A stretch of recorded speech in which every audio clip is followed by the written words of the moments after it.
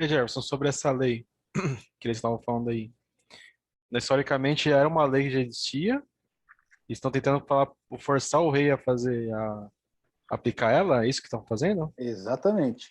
Lá em Esther, deixa eu ver aqui no qual que é o verso que fala isso.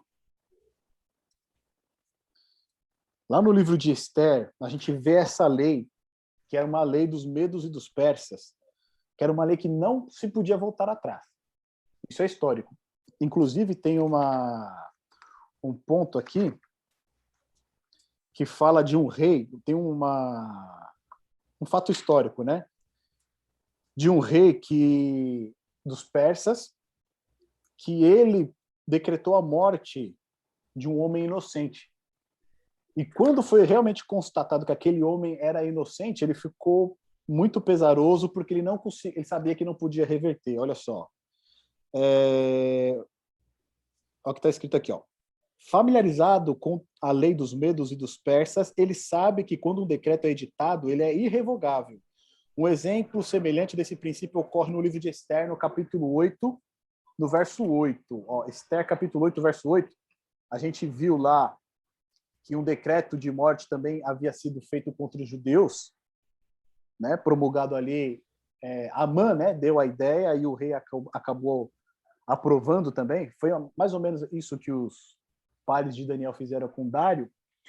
E lá em Esther, capítulo 8, no verso 8, está escrito assim, ó: escrevei, pois, aos judeus como parecer bem aos vossos olhos em nome do rei, e selai-o com o anel do rei, porque o documento que se escreve em nome do rei e que se sela com o anel do rei não se pode revogar. Ou seja, a lei dos medos e dos persas, né, era conhecida como uma lei que não tem como voltar atrás. Uma vez que foi dito, ela tem que ser cumprida. E aí eu achei aqui que fala assim, ó: a literatura extra-bíblica contém o caso de um homem sentenciado à morte por um crime que não havia cometido.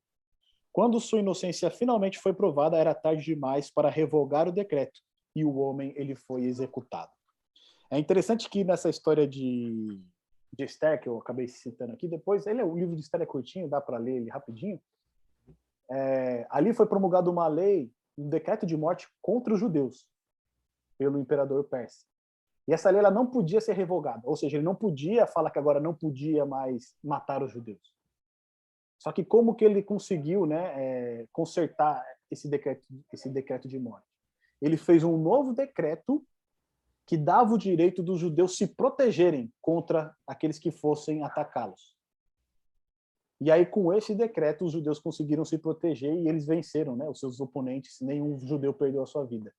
Então, a gente vê esse decreto agindo das duas maneiras. O primeiro, um decreto de morte que não tem como voltar atrás, né, mas depois acaba sendo dado um outro decreto que os judeus tinham a possibilidade de se defender.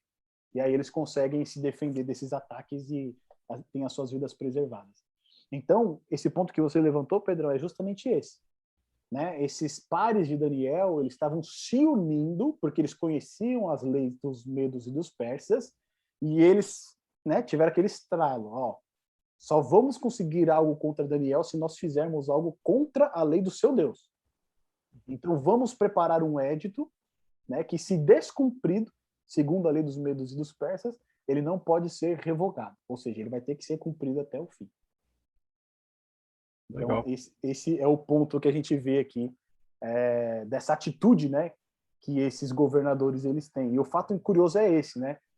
Eles são governadores, eles são estadistas, mas na hora de elaborar essa lei, eles criam uma lei que vai afetar diretamente a religião de Daniel. Por quê? Porque eles sabem que esse é o único meio deles atacarem Daniel. E sabem que esse é o único meio deles atingirem Daniel. Né? Se a gente tem que forçar ele, né, ele vai ter que escolher, ou ele obedece ao Estado, ou ele vai obedecer ao seu Deus. A gente sabe que ele não vai deixar de obedecer ao seu Deus. Então aí a gente vai conseguir pegar ele e acusar ele de traição, que é justamente isso que a gente vê.